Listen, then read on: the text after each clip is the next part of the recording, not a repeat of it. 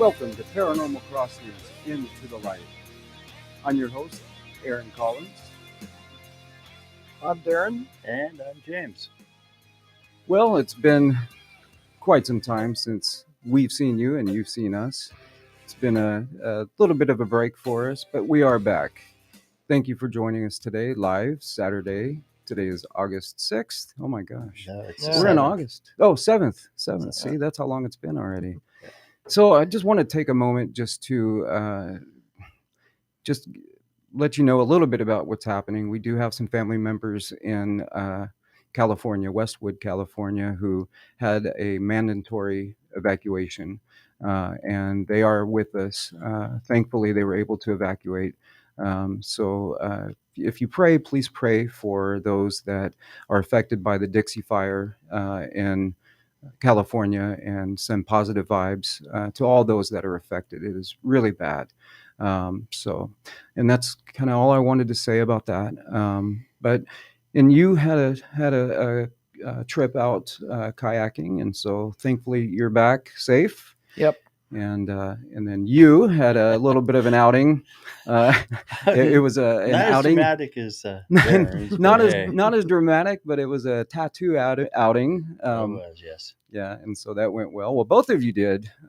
Yours can't really show right now, but because it's on your back, but all the way on your back. Oh my goodness! And then yours was on your arm. So yeah, very nice. I'm still healing. You're still healing, and yours is already healed. So it's just itching now. Right.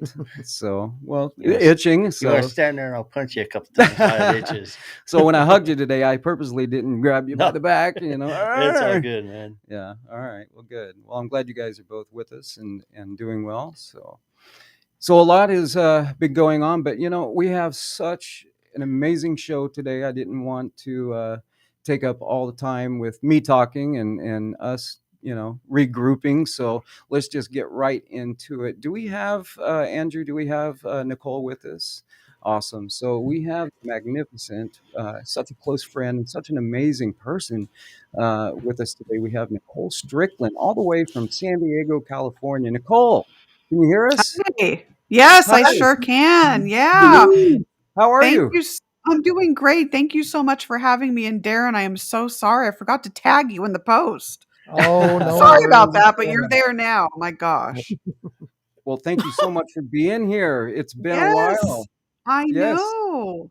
And how are you? Everything going well on your neck of the woods in California? Everything's doing well. About that fire, I actually have a cousin that lives up in Oroville, and so I'm not sure if they've had to evacuate, but it's bad up there. So lots of prayers for everyone and in your family and everything. I hope that their home, survives. We just got word today that Oroville's fine, so they're doing well. Yes, great, awesome. Yeah. So, well, good. But San Diego is great. You're doing great.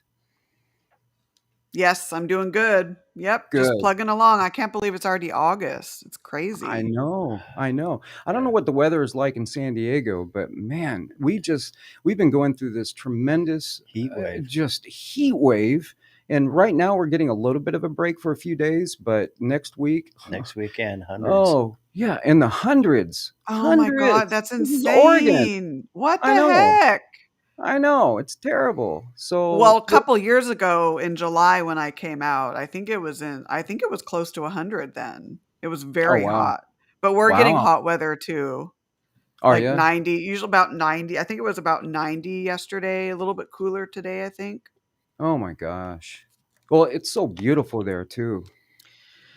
Especially in your area. Oh my gosh. Pacific Northwest is gorgeous too. See, it's so funny how I mean, San Diego is always going to be my home. I have family here. I'm always going to consider it my home, but it's funny how so many people want to move here and I want to leave San Diego. It's like, I'm done. Oh my gosh. Well, tell us what you've been up to. My gosh. Okay. So if you've ever had a chance to read Nicole's resume, it's about 200 miles long. And not even. Is there anything that you don't do, Nicole? I mean, tell us what you're up to now. So tell us about let's first off, tell us about your radio show. Oh, I appreciate thank you for the kind comment. So yeah, it's funny. I've guested on many shows for a long time. And Right. so my friend Todd Bates, he's co-hosted or hosted, I should say, Haunted Voices Radio since 2004.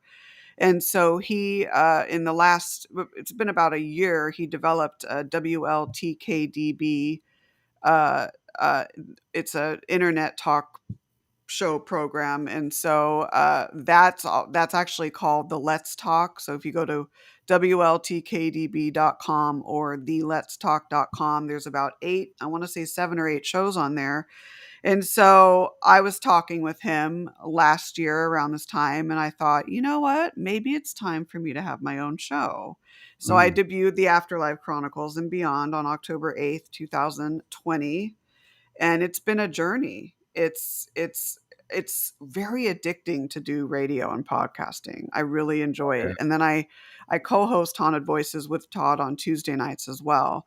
So right. my show airs Thursday nights at 6 p.m. Pacific, 8 Central, 9 Eastern, and it's a 1 hour show. And the theme of it is basically connecting mortality with the afterlife. So I feature people from all walks of life, paranormal researchers, ghost researchers. I even branch out to some of the other fields of the supernatural, and anyone who's had a very profound, life changing experience with the paranormal or afterlife is welcome on the show. So it's a lot of fun. And we're That now using StreamYard, so we're able to simultaneously broadcast on, all the social channels, which is a lot of fun. It's uh, addicting. oh, I bet. Oh, I And understand. congratulations to Paranormal Crossings. This is amazing. I am super honored to be a guest. Well, thank you. We've been talking about having you on for a long time. Yeah, for sure. Yeah. Thank you so much. Well, we our plan was to have Christina as a guest host, and unfortunately, it didn't work out today. She is here. She's our cheerleader over on the sidelines. Hi, Christina. She says hi. She's Um, there in spirit. she is. Well, she's there physically, but in spirit as well. Exactly, and she was so sorry it didn't work out today, and so are we. But another time, and she'll be talking to you soon. So um, Perfect. yeah, but we have a ton of questions for you, and so so tell us a little bit about. I know everyone wants to ask you about the Queen Mary and your tremendous passion and all the work that you've done. But can we talk a little bit more about your team? Is your team doing anything at the moment? Right now with COVID, we're not really that active. Mhm. So I founded the team in 2009, and I've worked with a lot of different Southern California paranormal teams, but I had this desire to develop my own team in 2009, and I can't believe it's already 2021. Oh, So we primarily focus on San Diego County. Sometimes we'll go into LA or out of state when needed, but so we, like other teams, we investigate private residences, businesses, historical locations. We also host monthly fundraising tours at the Rancho Buena Vista Adobe, which is a very historical, very active place up in Vista, California. Vista is about 25, 30 minutes north of San Diego, and it's sandwiched in between San Marcos to the east and Oceanside to the west. So there's two remaining land ranchos up there, the Rancho Guajome and the Rancho Buena Vista Adobe. So we've been hosting these fundraising tours. They're offered the third Friday of each month. One at 7 p.m., one at 9:30 p.m. They're 2 hours in length, and it's designed to give people a combination of historical slash paranormal tour of the Adobe. So we've been doing that since 2011, but obviously due to COVID, those are temporarily shut down. And mm, we haven't investigated a lot this last year because of COVID, but we do have a couple of libraries that we've recently investigated in the past that want us to come out and do another investigation. So we're probably, once things get better, we'll do those. But it's a lot of fun. We're a very devoted team. We're a very small team, which is fine for us. We take our work very serious. We're one of those that, we don't consider ourselves ghost hunters per se. I know that people use that term to describe what we do, which I get, but Right. we're into the research end of it. There's a lot that goes into a paranormal investigation, from your early supplemental historical gathering of information to client interviews to prelim investigations. As you guys know, it takes a lot of time, and so we don't want to like overload our schedule with a ton of cases and then not have the time to properly review and do all of the data review and all of that. So but it's a lot of fun. We also offer presentations and courses for people that are designed, or not designed, but people that are interested in wanting to learn what we do as paranormal investigators. So it's been a journey.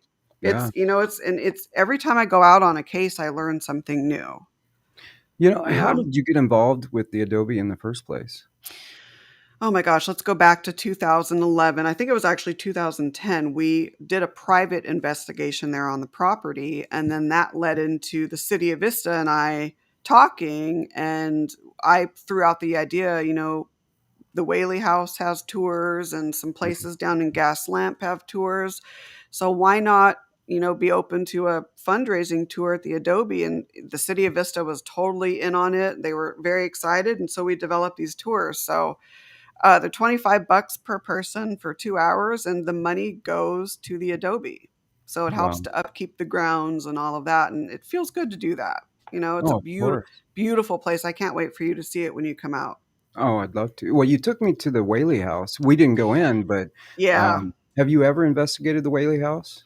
I've been in several times. I have not, for mainly for two reasons. One, it's exorbitantly expensive.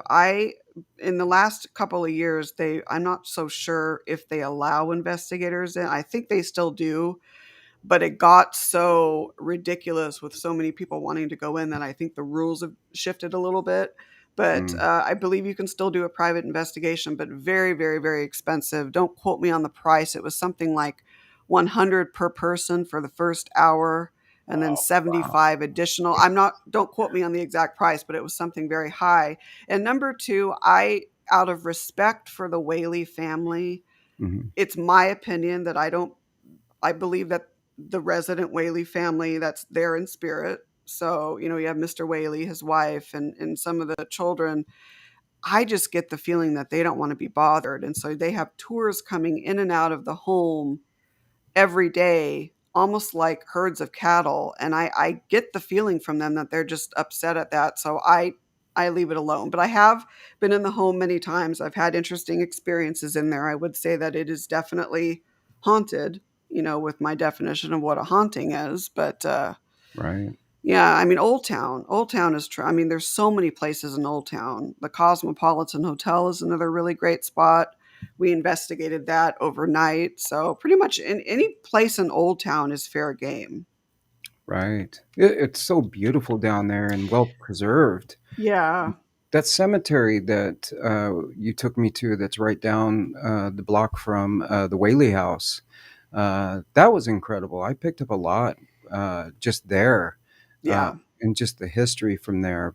But anyway, so what is your experiences at the Adobe? Do you pick up a lot yourself when you're there? Do you get tremendous amount of evidence there? Yes. And I think, Allie, my really good friend and team co-director, and she's also co-host of the tours. I think part of it is that the resident energies there, the intelligent ones, so to speak, know us Hmm. and know our intent. They know that we come with respect. They know we're there on these fundraising tours. And even back in the beginning, we got lots of evidence. I mean, it's a combination of personal experiences and just tremendous, specifically audio captures in the form of ITC. So as the years have gone on, I mean, we're there month to month and we're getting the same vocalizations coming through every month. I mean, the Adobe, it was deeded in 1845 by Governor Pio Pico to a neophyte by the name of Felipe Subria. So from that point on, until the city of Vista purchased it in 1989, there have been several owners. Some lived there on the premises, some did not. And what's interesting is we've been able to capture through consistent audio data, names of past of people that lived or owned the building, Cave Johnson Couts and Isadora Bandini de Couts and many others. And Wow. it's like I said, the same vocalizations that come through on a month to month basis. And I mean, we've actually not investigated, we've gone to the Huntington Library in San Marino, and there's a lot of archive research of Cave Johnson Couts and Isadora Bandini de Couts, and of course on Vista and the Adobe. And we've actually had EVPs and specific ITC vocalizations that we've been able to verify through historical research. So Wow. Incredible. it's tremendous. And I know ITC sometimes gets a bad rap, and I know that it's controversial and not something that you should solely pay attention to. Mhm. But what we look for is, in responses, are they clear? Are they historically relevant? Are they responses that correlate to part of the history? Is it a name of a person that lived or owned there? That sort of thing. And God, some of the results we've obtained are just incredible from the Adobe. What So, are what are some of the equipment that you like to use when you go into some of these investigations?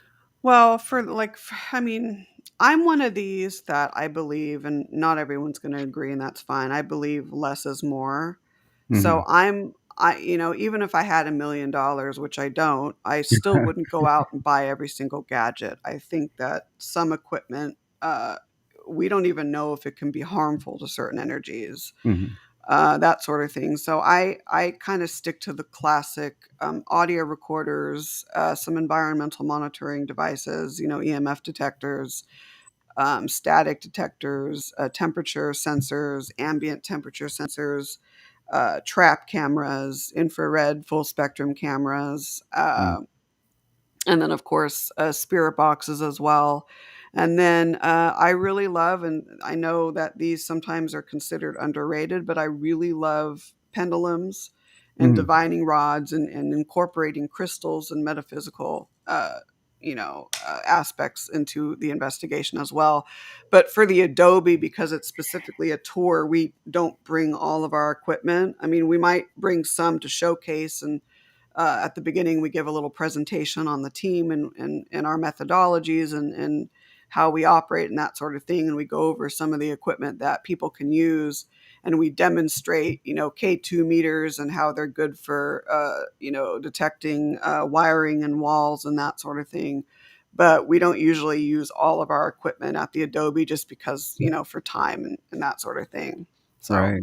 And it's the same with us when we, because all three of us lead investigations at the Oregon Ghost Conference. right. And so at the bridge tender, for instance, Hmm. we don't bring in, a whole arsenal of equipment.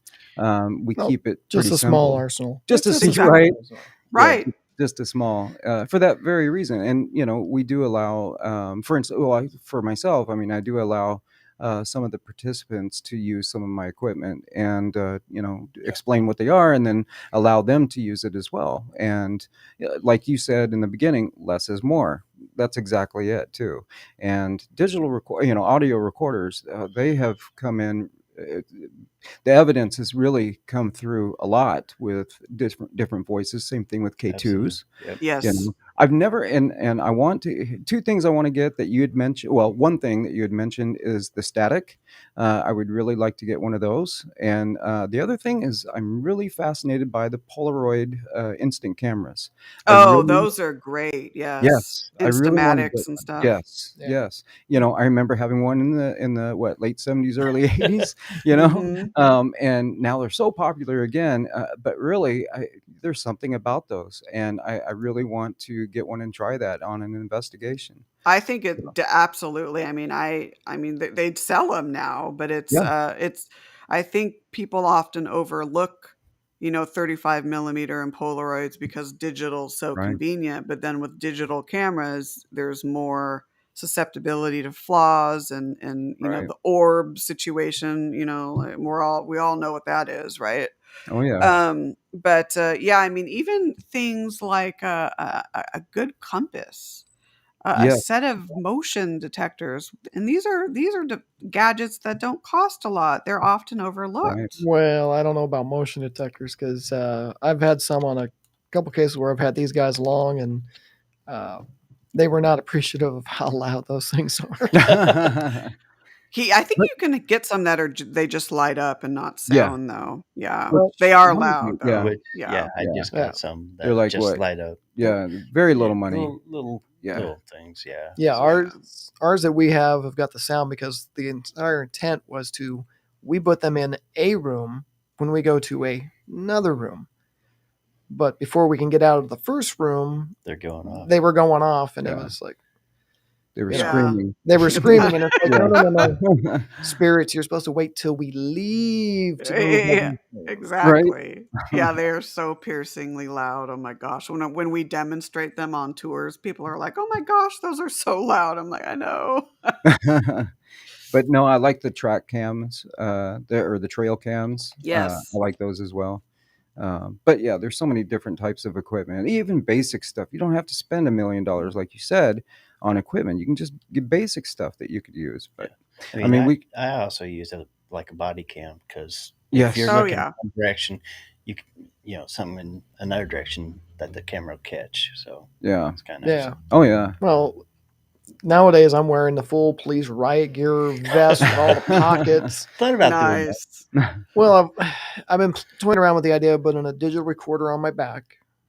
So velcroing that onto the Mhm. back just so it's there. It's running constantly while I'm walking. I got the body. That's a good idea. yeah, Because I mean, like how many times when we were doing City Hall that weird things were happening and we don't have anything. So it's like, all right, yeah. Aaron and I did an investigation out in the Dalles for a hotel, and I walk in with this giant, Aaron Goodwin style SWAT vest full of everything and body cameras, and everyone's like, somebody call SWAT in? I'm like, no. I've been on too many cases where I think I go in with a few items, but I need the other items. Mm. So now I just throw everything in the vest and go with it. Well, now you have it, because how many times, I can speak for myself, how many times have I gone in to a room or a location and something happens and I forgot something or didn't bring in the right piece of equipment, and then, oh man, I've got to go back out, and then, I wish I had whatever with me, so it makes sense, but I also, for me, I don't want to be weighted down 40 pounds, with equipment either. So, I mean, to each their own. Yeah, And well, normally no, I think that's great. I mean, that way you have everything. Normally I've got Yeah. two So, body cams, 2 digital recorders, yeah, a K2, and then normally I've just got, a flashlight. yeah. It And then, just looks like I've got more stuff on me, but but next time we see you on an investigation, he's gonna have 15 cameras bolted to his, he's gonna have something all rigged up. It's just, I'm just kidding. well, the last time we did City Hall, I just snapped a picture just randomly over my shoulder and we got a shadow in the back. Oh yeah. But I didn't save it. It was just like, boop. I should have saved that. Oh, you know how many times that happens to us, right? Oh, I'm It's sure. easy. It happens all the time. Oh yeah. But and Christina's over in the corner reminding me, and I've always told everyone on my team, that especially new people, is our biggest and best tools that we have is our bodies. I was just going to talk about Yeah. that. Yeah. Absolutely. And so, You get that standard question. So, what's the best piece of equipment out yeah, there? And my right, response is, you know what? There is no such thing as a ghost detector. It's our bodies, right, all of our absolutely. senses. Yeah. So, How many times have you gone into a room or a place and all the hairs on the back of your neck stand straight up? oh yeah. You always go with your intuition, and whether it's good or bad, you can tell. Your body will tell you. Mhm. And I'm sure for you it's the same thing. Yeah, oh yeah. Absolutely. And so Sorry. what? Boom. Yeah, There it is. Yeah. bam. Yeah. So- So, So let's talk a little bit, Lost and train of thought there. Jeez. It's all let, good. let's talk a little bit about, and we are going to take a short break here soon, but at least we can, let's just open the door a little bit uh, about the Queen Mary. I have Oh my to. goodness. I know. Right before a break too. Right Oh my before our break. gosh. Let's just open that Yeah. door Just a teaser. just a little Yeah. teaser, just a Oh little Little my bit. tease. gosh. So my first question is, and I know James, we had lunch. What was it after the last show we all Yeah. did? Yeah. And Darren Yeah. wasn't there, but you had a ton of stuff that you had brought up. But before we get to that, the question I have right now is, and you will know the answer to this, Nicole. When are they opening the Queen Mary back up to the public? If they are. If they are.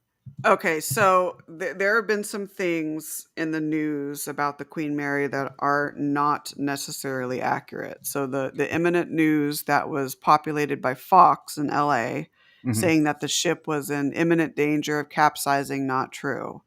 Okay. So back in June, the city of Long Beach now has regained full operational control of the Queen Mary, and this is the first time since 1978. Mm. Yeah. So there's been some other news circulating that, I get it was the way the articles were written, suggesting that, it might be cheaper to scrap her and all that. You know what? It's just the way the article was written. It just wasn't accurate. So I mean, the Queen Mary is way too much of a historical icon Right. to go anywhere. So with COVID-19, obviously, like other businesses, it's been temporarily closed. So what I have heard, there is no definite date of reopening as of yet that Mhm. I've heard, but and I'm gonna just for confidentiality, it's someone very connected to the ship. He suggested possibly December, January for a reopening, which is kind Awesome. of where that's what I've been thinking too. And they're right now, I mean, they're currently surveying what urgent repairs need to be done, and they're currently working on that. That's good So news. yeah, I think probably December or January. Awesome. Yeah. So should we go ahead and book our tickets? Yep. Yep. You're All coming right. down. Oh yeah. Oh yeah. We'll all come Christine down and I, together. we have been talking about this, as you know, ever since I went down there. And so not to the Queen Mary, but San Diego, of course. And so we just cannot wait. Absolutely cannot wait. So that is our number one priority when we come down, is to have you take us to the Queen Mary. So, Oh, absolutely. You have to spend the night on board too. That's the whole oh yeah. Oh, experience. A must. just one night? Yeah.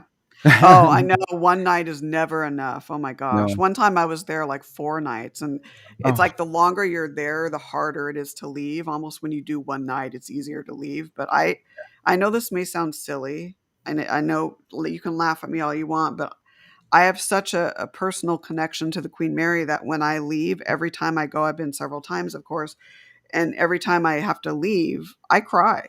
oh, I bet. I cry. I know that sounds crazy, but I No. don't know. No. No, you've had So, such a huge passion, or have such a huge passion, for the Queen Mary, and the way that you have talked about her to me, mm, privately, it's like, just part of your heart, yeah, and so, absolutely. and I can so appreciate that. So, and honestly, that's how it was for me with the Shanghai tunnels. I did those tours down there for a Right. year, and when I had my private time down in the tunnels, because when I would go down there to get set up for the tours, oftentimes I was down there by myself, and I had a connection with the spirits, and it meant a lot, and it still means a lot to me. I haven't been down there in a few years now, Wow. and I had it was like a mourning period for me, Oh, not being there, and I was really absolutely. concerned about the spirits and the state of the spirits, and so. Yeah, I understand. I completely understand. And so, but we're going to take a short break. And when we come back, we are going to continue talking to Nicole Strickland, author, historian, uh, producer, podcaster. I mean, you name it, she's done it and still doing it. So we will continue once we come back from the short break. So please don't go away.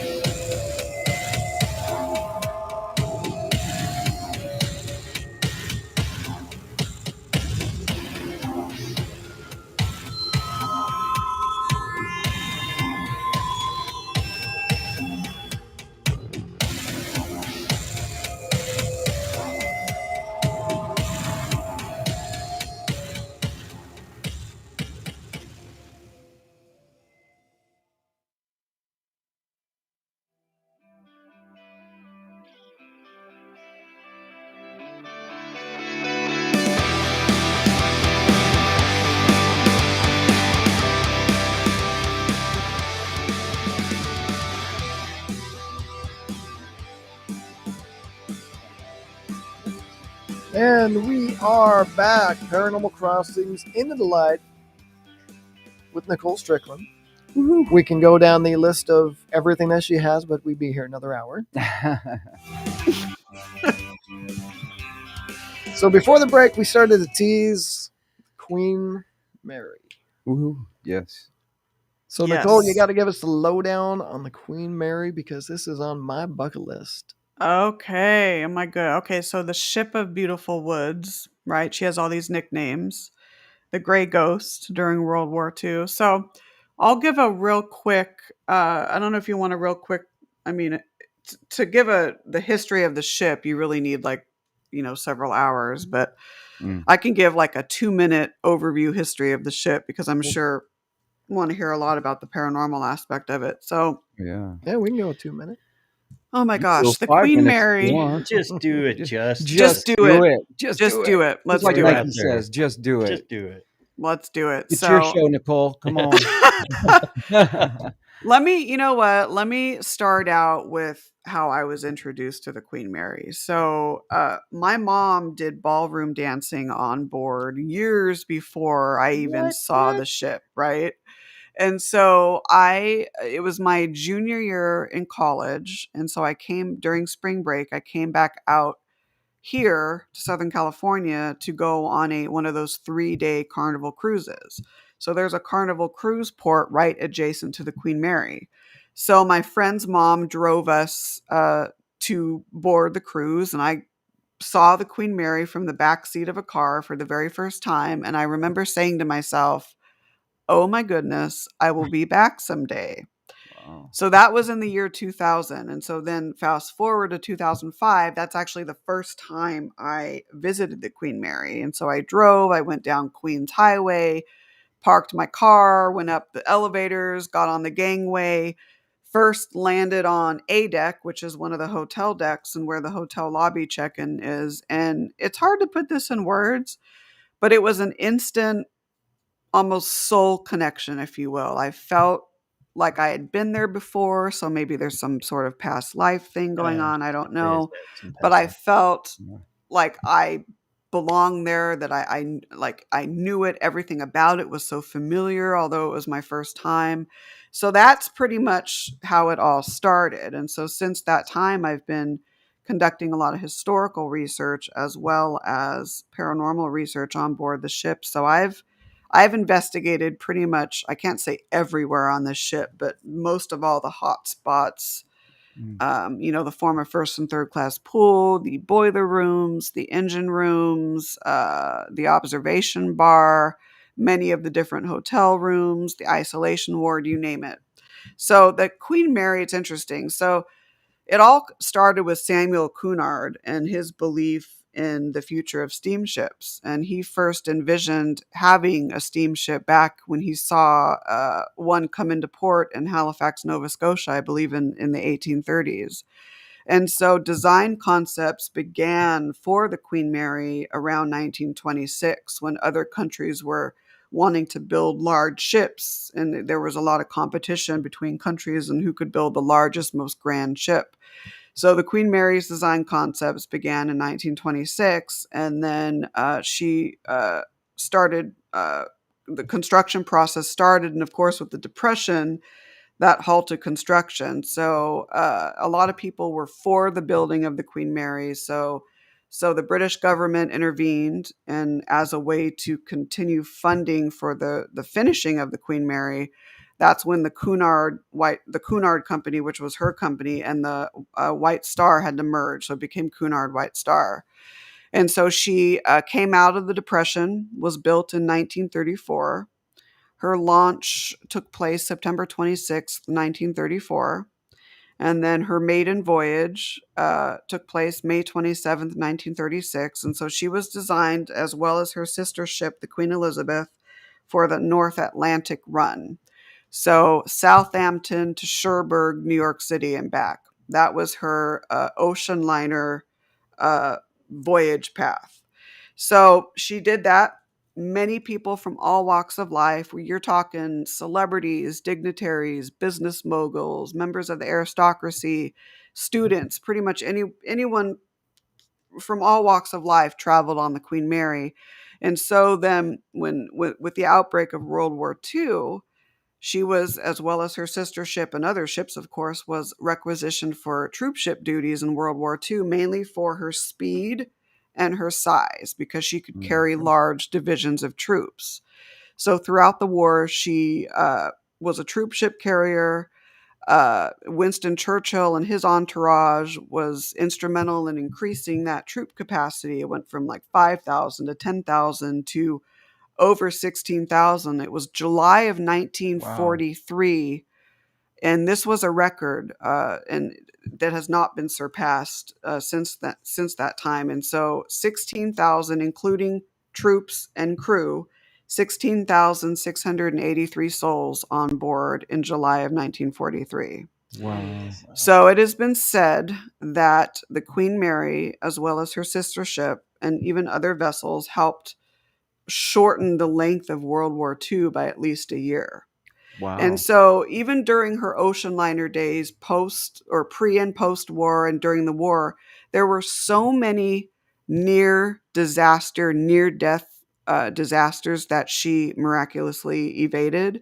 So, I've often felt that there's some sort of spiritual, if you will, or some sort of protection around that ship. It's the Queen Mary is destined to go on and Oh, live sure. on, and Absolutely. it's just amazing. I mean, the Curacao disaster was probably her most famous wartime incident, where she had her World War One British escort, the HMS Curacao, on board, and so to avoid Hitler and U-boats, they had to go in these zigzag motions. And in October of 1942, she was on a number 8 zigzag course, and so what happened is there was a slight miscalculation on Captain Boutwood of the Curacao and Commodore Illingworth of the Queen Mary. And so the Queen Mary sliced or hit and sliced in half the Curacao. Over 300 of its British sailors passed away either by drowning, Oh. burning, or sadly, and I'm so sorry to say this, sucked underneath the Queen Mary and dismembered by her propellers. This is one of the Oh. reasons why the Wow. propeller room on the ship is a very active spot. Wow. So, and it was deemed that the Queen Mary was 1/3 at fault and the Curacao 2/3, but still, it was a tragic incident.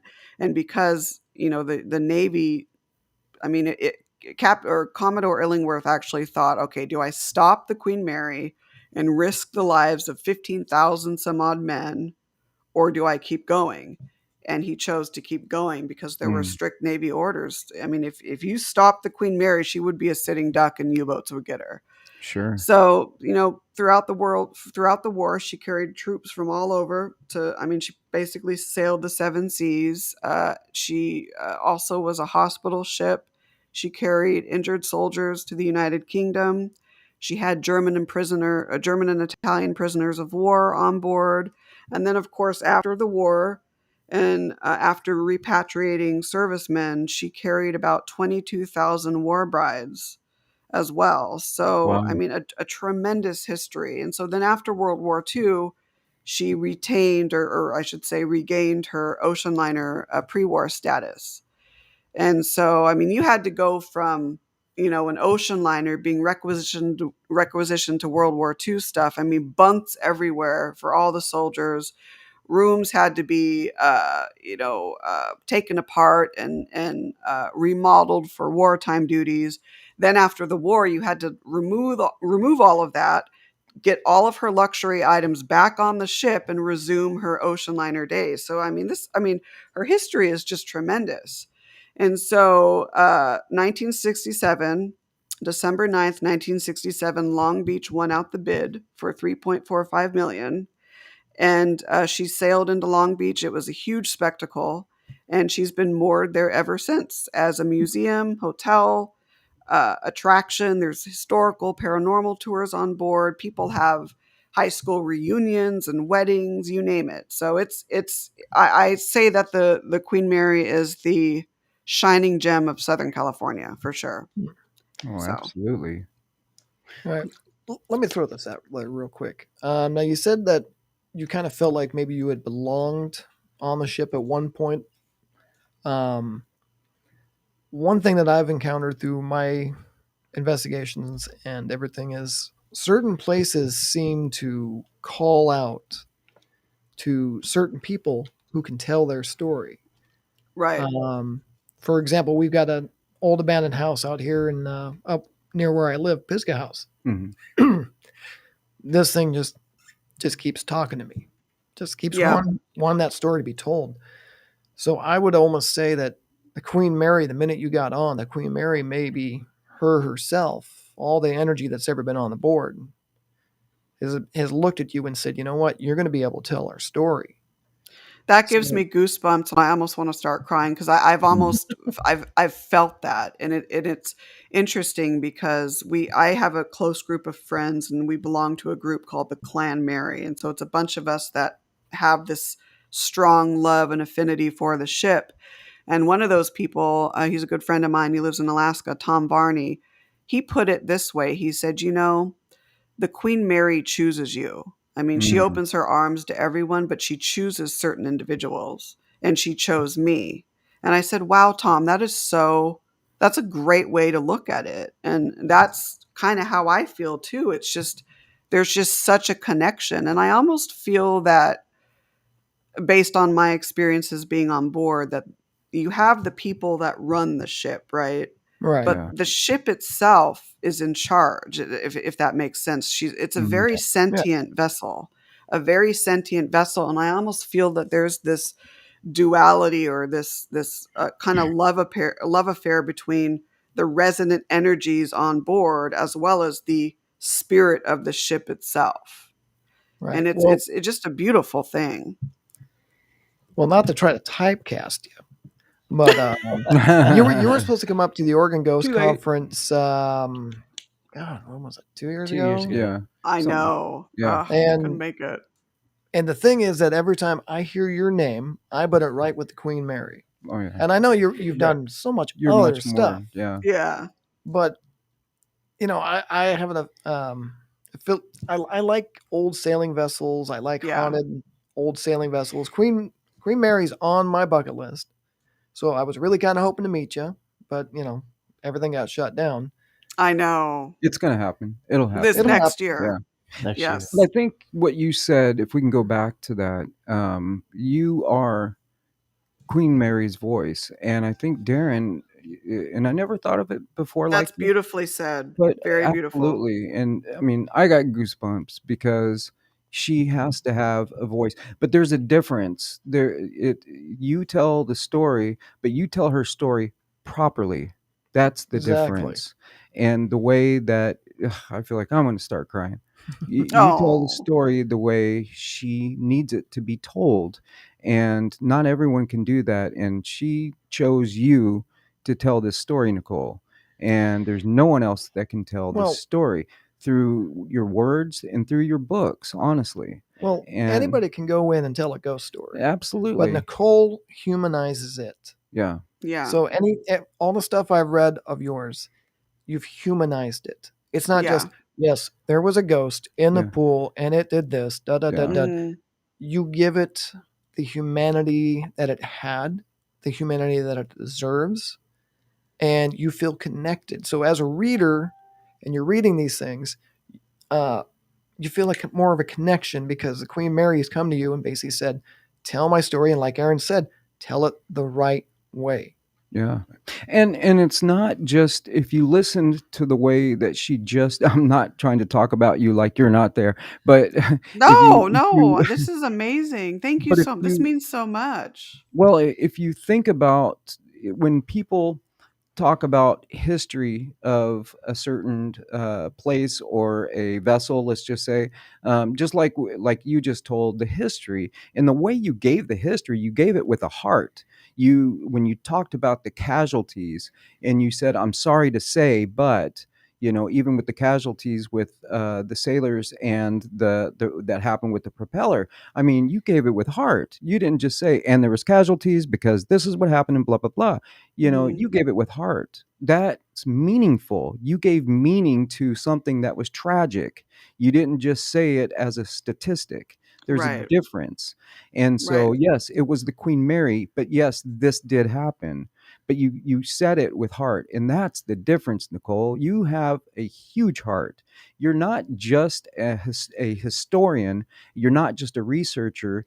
You are an amazing it's not even a storyteller. There's no label. She's Oh my giving. gosh, guys, you're gonna make me cry. Like, oh my Well, gosh. she's totally given the spirits the Yes. humanity that Right. they had and You- they deserve. It's a That they respect. deserve. That's It's a it. And the respect. respect. The respect, and That- then This is so important. it's Absolutely. another aspect of, okay, she's done this, she's given us a personality. Person will give her more.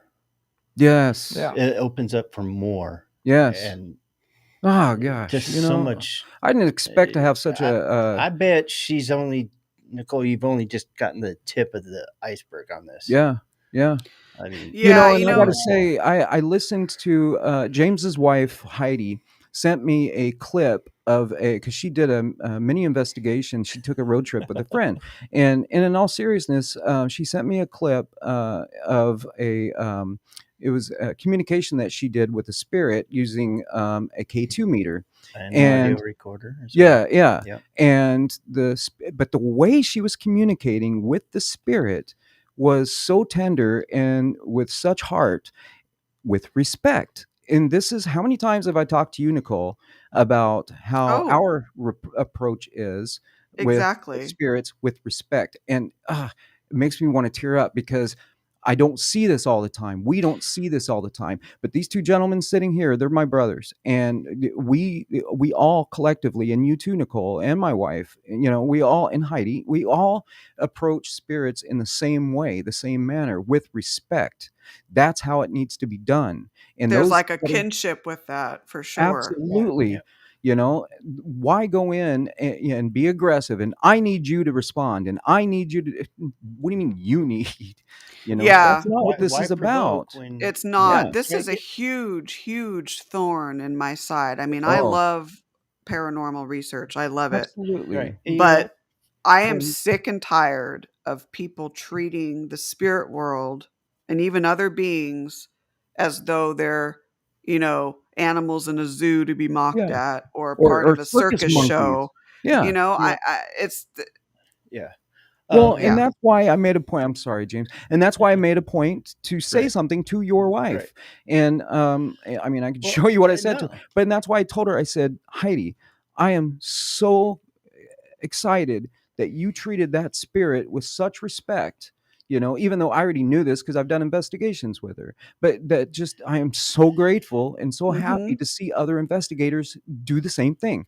Well, So I know we're off you know, topic, Right. but go ahead. it's like we have a saying. You know, every place we go into has a story. Yes. Yes. Yes. We just have the spirits tell us that story, Right. so Mhm. we can convey that in their words or Yeah. try to get in their words. You know, Yeah. If they want to. exactly, And that spirit Exactly. told your wife, I don't want a picture taken of me. That's what exactly. it was about. And he let her know through the K2 meter. And because she asked, if you don't want, do you not want me to take your picture? And that's when he lit it up. And she said, okay, that was it. Okay. Yeah, You know, I it, plain this it and is does. simple. It so And does. refreshing to yes, hear this. yes. I mean, It's I so so, refreshing to hear yeah. this. But in getting back to you, Nicole, and that's how you approach, and that's why you are able to tell the Queen's story so well with such heart. And you know, like I said, we can't even put a label on what you're doing for the Queen Mary, and it's such an honor to know you and to be able to listen to the stories that you have to tell us, because without that we wouldn't know the proper stories, we really wouldn't. Oh, So thank you so it's so much. I feel the wonderful. same way. I think very highly of all of you. It's definitely a kinship, and you understand the way that we as mortals need to treat spiritual beings, and not everyone Absolutely. does. And it's very refreshing to hear this and to hear you talk, Mm, all of you, thank because you. it's so important. It brings me. I'm remembering a time when I was in the forward cargo hold pit area on the ship, and this was about maybe 10 years ago. And so this was an area where they held German and Italian prisoners of war, standing room only, bread and water lowered in buckets. Men would, Mm, they couldn't sit down. They had standing room only. Hot down there, especially in the humid climates. The ship wasn't, because it was designed for the North Atlantic route, didn't have air conditioning and all of that. So you can imagine every time a man or a POW died, they would unceremoniously throw their bodies overboard. It's just wow. disgusting. And so I was down there one time and we were all doing an EVP session. And I remember asking, is there anything that we can do for you?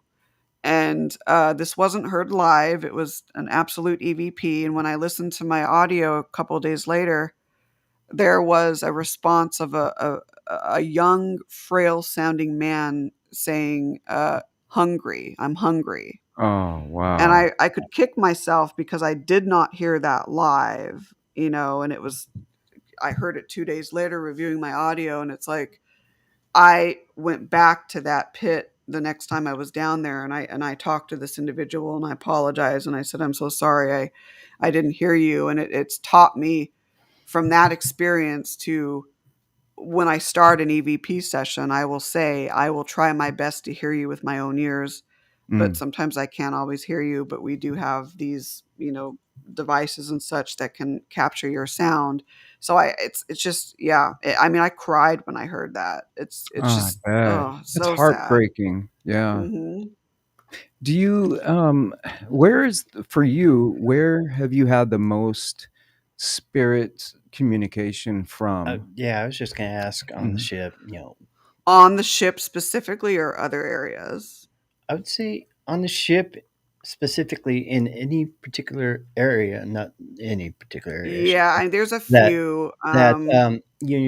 you go into, you just want literally just spend forever right there. Something's drawing you there, and you just want to just soak it in. Try to hear, you know, um, Yeah. just just take it all in. I mean, Mm. it says something to you. There's something there that you want to get out of. I mean, there's different areas. I would say the former first and third class pool for me Mm. is an area that I've had a lot of experiences, Is that specifically with Jackie.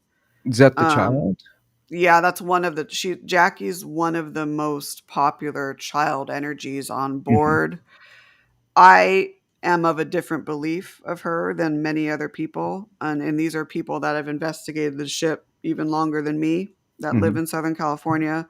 I believe, and Jackie comes through as about a 6 or 7 year old girl. I have seen her. She almost looks very similar to Shirley Temple, very Mhm. intelligent, very talkative, very playful. But I almost feel that in many ways, she is the female personification of the Queen Mary itself.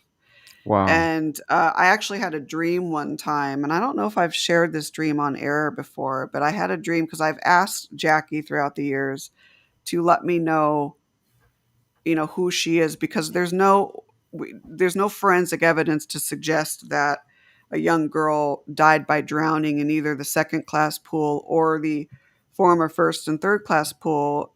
Peter James, the late psychic investigator on board, he's sadly not with us anymore. He thought that Jackie died in the second class pool. There is no forensic evidence to suggest that.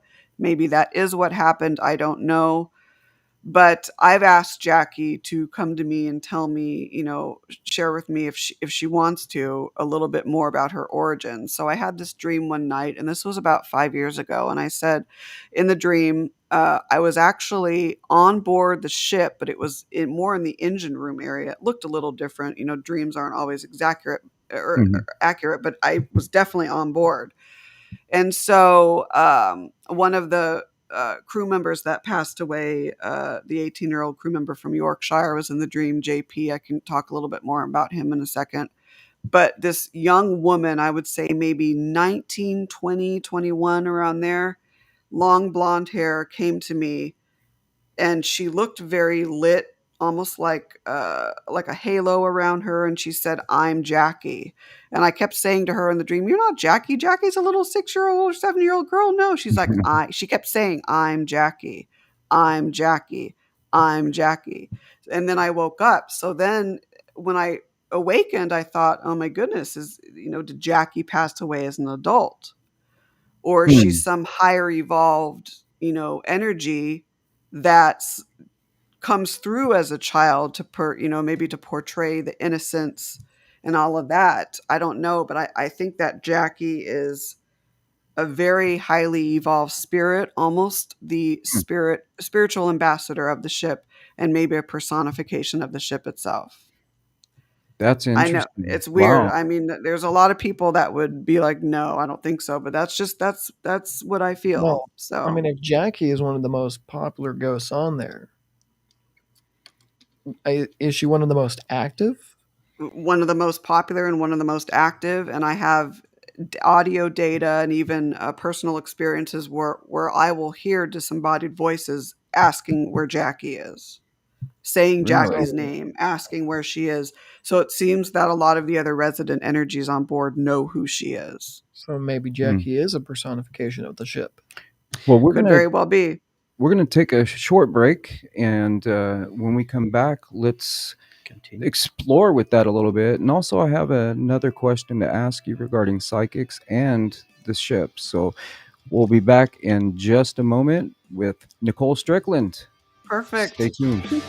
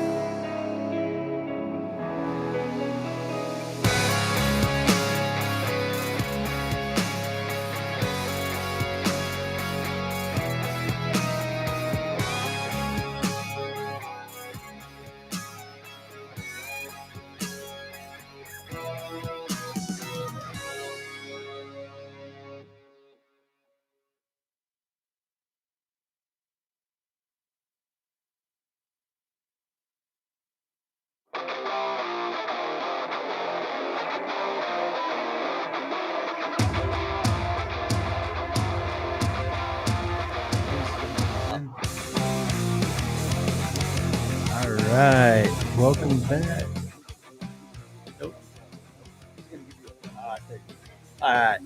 Welcome back with our special guest, Nicole Strickland. And we're going to get back to the story about Jackie.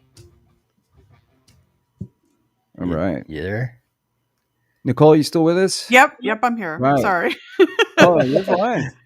Yeah, no, I'm sorry. Yeah. Oh my gosh. Oh, I've had so many experiences with her. It's unbelievable. It's absolutely unbelievable.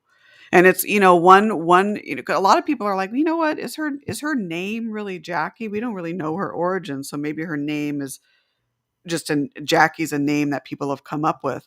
So Hmm. on the internet, there's this rumor going around. It's been for a while that her last name is Torin, Torin. Hmm. So I've tried to do some genealogical research. I can't seem to find anything connecting a Jacqueline Torin with, a young woman or a young girl on the Queen Mary. I can't seem to find it.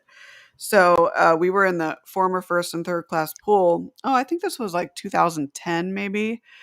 And so it was myself, members of the American Paranormal Research Association, and some other teams. And I think it was Mike Rudy of APRA. He said, "Is Jackie a name people call you, or is your real name Jackie?"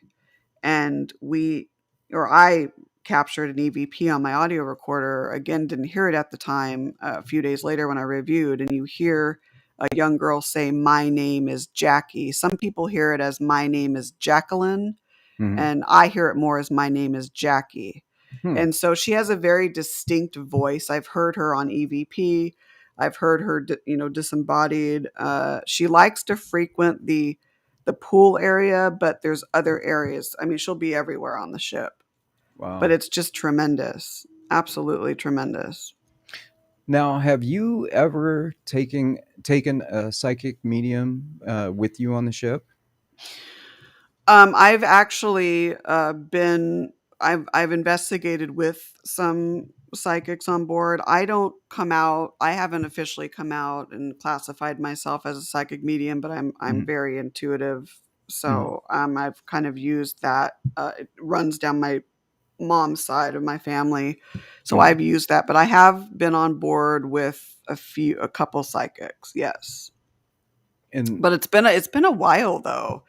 I'm trying to remember the last time I was on board with one in particular. It was more, okay. I mean, the times I've been on board, I haven't gone just with the psychic. She's Mhm. been the couple psychics that I went on board with. She's been part of a huge group when we would get together and investigate. So You're like I am. I don't come out as a psychic or anything like that, but I do have intuitive abilities, and they've grown yeah, a lot stronger over the last couple of years, mainly over the last year for sure. But yeah, I don't tell. I don't go around telling everybody that. I had an yeah. experience recently I don't either. where I was with um, Jeff Davis had Hmm. his paranormal informal pub, and there was these two ladies that walked in, and they were actually the bartender's mom and sister, and it was a great event. Jeff did a presentation and everything, and anyways, so these ladies came over and they were talking to Christina and I, and so there's this third person standing next to the two ladies that came in, and the her sister was actually pregnant. So I'm talking to the mom and to the younger sister who's pregnant, and finally, I went to look over to the third person, and there actually wasn't anyone standing there in physical form. And so I thought, oh, and so finally, the mom said, what were you looking at? I said, well, actually, I thought there was a third person with you, and she said, no. And I said, oh, okay. And she said, well, are you a psychic? And I said, well, I wouldn't classify myself as No, that, I'm but the same way. Yes. Hmm. but I do see spirits, Hmm. and she said, "Well, do you think that was her grandmother? Because she's pregnant and da da da." I said, "I don't know, but I know it was a female because I thought it was a third woman Right. that came in with them. I mean, I saw a third woman walk in with them, come down the stairs. It was the Underbar in Vancouver, and standing right in front of us. And but when I looked straight on, I didn't see anyone. So, anyways, so then she started asking me all these questions. I said, "I'm sorry, I don't know." And this is why I don't tell people, publicly. And of course, now I'm telling it on Right. air. But Oh, you I am know, too, so it's all you good. know, right? And because and I explained to the mom, her name is Joy, and lovely lady. Just the whole family is absolutely amazing. And but anyways, and I said, this is why I don't say anything because I don't do any kind of readings or anything like that. Hmm. You know, so but anyways, so I understand why you don't say anything either normally because of that reason. Yeah, Mhm. and I mean, I feel everyone has psychic ability. It's just not Yes, everyone is open to it or tapped into it. I right. kind of equate it to a sport. The more you're playing that Hmm. sport, the more you're exposed to it, the more you practice it, the better your Right. skills are going to get. I mean, I am very empathic and very intuitive. It runs on Hmm. my maternal side of my family, but I've had interesting experiences with female murder victims. So we had, Oh. the Danielle Van Dam case here back in 2002, Mhm. the Chelsea King and the Amber Dubois. Now, what's Ooh. interesting about Chelsea, or no, Amber Dubois, is that before her remains were found, Mhm. I remember talking to my mom and I said, "Mom, she's going to be found north of Paula Casino. There's a big oak tree with a dirt road right off the road there. You go up that, and that's where she's going to be found." It was a few days later or a week later, and that spot matched what I said. My mom's like, "How did you know that?" Wow. I'm like, "I don't know." And the day that Danielle Van Dam was her tragic situation, the Mm. day that her remains were found out in Dehesa, I was actually home sick with a cold, and I was sleeping at the time they were finding her remains, excuse me. And so in the dream, I saw uh, a windy road, one oak tree, and then like a hilly area with some trash, water on the other side of the road. But I was up high looking down, so almost like a helicopter's view. So I thought, well, maybe I astrally traveled there. Mm. And I woke up from the dream and I said, "Oh my gosh, I have to go put on the TV because I think they may have found Danielle." Lo and behold, breaking news came on. Wow. And of course, the helicopter footage showed the exact area that I was dreaming Oh about. my My. gosh. So Wow. I That's don't know. incredible. I don't know. I don't know. Wow. That's But incredible. yeah. That's an incredible gift, you know? That's scary to see something like that and then have it confirmed the way you had it confirmed like that. Hmm. But Right. I believe the same thing. I believe everybody has gifts like that, you know? I But do not everybody. too.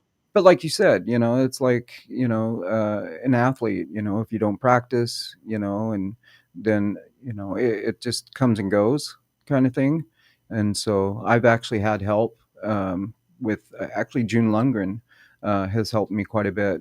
And so at one point, I asked her if she'd open me up, and at one point, she said, "You're not ready," and I wasn't. And then I think it was a year later, I asked her again because I knew I was ready, and I was.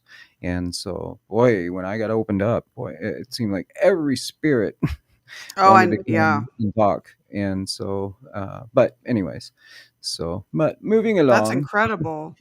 Yeah, yeah. It's crazy to have something like that happen. I have always been in tune with spirits, since I was 10 years old when I had my first encounter with a spirit. So, Right. Yeah. Oh my gosh, that was such an amazing encounter. I remember you talking to me about that. but yeah, it was amazing. And so throughout my entire life, I've always been visited by spirits or been Hmm. seen spirits. So, but And anyway, they're going to gravitate to people that they know are going to be respectful of them too. right, So I think, that's a big thing too. If they know you're going to be reverent and respectful, they're going to want to communicate with you. right. I So, agree, definitely. So I know that we have some links that we're going to pop up on our screen so that if anyone would like to learn a little bit more about you and also, the one thing that we haven't talked about yet is you're an author. You're an incredible author, oh, and you have thank many you. books that you have out for sale. And so we're going to make those available on screen for viewers. So if you'd like to purchase one or many or all of of Nicole's books, you may do so. But yeah, please get a hold of Nicole and and also go. Click on the links that you're seeing on the screen or going to be seeing on the screen so that you can purchase the books and also learn more about Nicole and all the wonderful things she's doing. And don't forget to go and check out her own shows and tell us a little bit more about the shows that you're doing, also with Todd Bates. And Yes, Todd. Yeah, he's the station owner of WLTKDB. So yeah, Todd's a veteran in the broadcasting field. So again, like I said earlier, he's hosted Haunted Voices Radio since 2004. It's now back on the new station, the letstalk.com or WLTKDB.com. So for about a year now, I've been co-hosting Haunted Voices Radio on Tuesday nights with him, and Mm. that airs 6 p.m. Pacific, 8 Central, 9 Eastern. It's an hour-long show. And then, of course, the Afterlife Chronicles, my show on Thursday nights, same time. And so, yeah, we welcome, guests from all over. I mean, gosh, we'd love to have you guys on our shows. That'd be amazing. So we'll have to talk about that. But yeah, it's a lot of fun. I mean, it's really great to listen to other people's perspectives and learn about their experiences and their opinions, because that's what makes this field go around. I mean, Right, there's right, no experts, right? We're all kind of on a similar mission, and we can bring a lot to the table. You might have 5 people and they may approach doing an EVP session right, a little differently, and that doesn't mean that they're not all wrong. They're all right. It's just they're bringing their own unique perspectives and ways of doing things. So it's a right. great way to learn from others doing Well, these shows, for and like sure. for us, I mean, we're like brothers. So if we got Yeah. questions on something, we'll pass it around Yeah. between the three of us to say, "What do you think?" Or Yeah, we're Exactly. we're really pushing Perry unity up here Oh, because of yeah. the fact that if I have a case and I run into a jam, but say James knows how to fix that jam, Mm. absolutely. I'll get him on it. Yeah. But then if something that James and I are like, yeah, we're a little stuck on this one. Let's talk to Aaron. I mean, we just like That's to keep that Perry unity, and that is the way to do it. I mean, this whole thing about competition between teams and all of that, it's like that just needs to just go away. yeah, Right. I mean, we're all it should be about togetherness. There's Exactly. no I in team, so to speak. So Right. And that's what I love about the Oregon Ghost Conference. And, yes, when we all get together, we can exchange information, exchange contact information, and learn from each other. I don't know everything, and so right, exactly, I, I enjoy learning from you. I enjoy learning from Darren. I enjoy learning from James, and everyone else that we know and get to meet at the Oregon Ghost Conference. And that's what it's all about. It's not me. There's no I in team. We've heard that a exactly. million times, yeah. but it's true. Well, I mean, you look at the our quote unquote rival group in my neck of the woods. We had this other group pop up. I was very approachable. Hey, you know what? If you guys need any help, you need any suggestions, we're here to help you guys out. This team showed up to the Oregon Ghost Conference. They were there for 5 minutes because Zach Baggins wasn't there. Oh my Nobody, gosh, no TV stars were there. I'm gonna just try to bite my tongue right now. Yeah, and then they were Yeah. there for 5 minutes, walked around and walked out. And their team is now disbanded because they weren't getting the high profile cases that they wanted. Mm. It wasn't Yeah. DBK, we help the living, we help the dead, and then we have our bucket list. Mm. They were shooting just for the bucket list. They didn't want to help anybody. Wow. And that's sad. Yeah, Yeah. it is sad because, I mean, yeah, we all have our bucket list item that we want to go. Yeah. But you got to take care of the first two pillars there. Help the living, Exactly. help the dead, and then you get to go play. If you're in it for the wrong reason, you shouldn't be in it at all. Absolutely. That's Yeah. exactly my thought too. I mean, if people are in this field because they want to get famous, Yeah. I mean that is not the Yeah. reason I to don't see how be, this is going to make anybody famous. I mean, that's by stroke of luck, right. I mean, that's not why I'm doing it. That's not why these no. guys are doing No. it. I mean, when I first started in 1998, it was out of curiosity. Mhm. I was curious. And then it got to the point where I wanted to help people. And that's why I'm doing it, is because now, obviously, you all know my heart, and it's to Oh yeah. help people, Yep. And so that's Yeah. why I enjoy doing it. I enjoy Exactly. helping people. And so, of course, I have my bucket list places I want to go to, of course, we all do as paranormal investigators and researchers. So we've only got about 2 minutes left, if that. And so is there anything that you would like to say, Nicole, before we go? Oh, well, I want to thank you guys for having me on. This is literally, I've done a lot of radio interviews, and this is literally one of my favorites because Oh, there's such a genuine, heartfelt approach that you all have, and I feel that kinship. And it's so, like I said, it's so refreshing because not everyone in this field is like that. A lot of people are operating through their ego, and that's it. Yada yada yada. So it's very refreshing. Thank you so much for having me on. This is amazing. I would thank love you. to return the favor and have you guys on Haunted Voices and Afterlife Chronicles as well. We would Absolutely. absolutely love to. And you know what? We absolutely adore you. You know that. And I adore you guys too. well, thank you so much for coming on our show today. And we look forward to seeing you hopefully at the Oregon Ghost Conference this next year.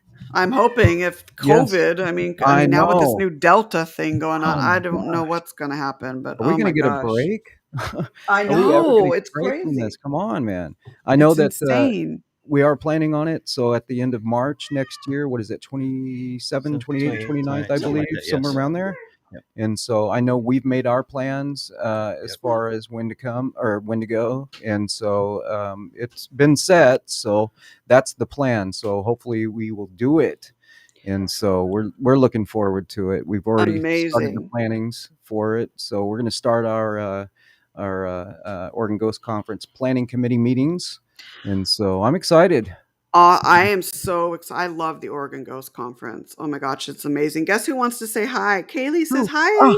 Haley. Well, give her Hi. a big hug from me I will. and give your mom. And you know what? I got to talk to your mom. I didn't know about the ballroom dancing on the Queen Mary. Seriously? Yeah, I know, right? Oh God, what year was that? I think it was like 2000 or whatever. But yeah, she went Really? on before I even like had the connection. Oh my So gosh. Okay, now that is crazy. awesome. I can't wait Yeah. to talk to her about that. So awesome. Well, thank you so much, Thank Nicole. It's been a you. pleasure as always, and look forward to seeing you and talking to you soon. And hi, Kaylee. I can hear her in the I background. know. She's like, That's feed cute. me, feed me. I bet. She's like, Mom, I'm hungry. Get off the show. Exactly, right? All right. Well, we love you, and we'll talk to you soon. Thank you. Sounds And good. Have a Christina's great waving weekend, in the guys. background. Bye, Christina. All right. Thanks, Bye. guys. Have a good weekend. All right, All you right. too. And Thanks. thank you all for tuning in to Paranormal Crossings Into the Light. I'm Aaron, and This is And James. Darren. all right, we'll see you next time. Have a great week. Bye.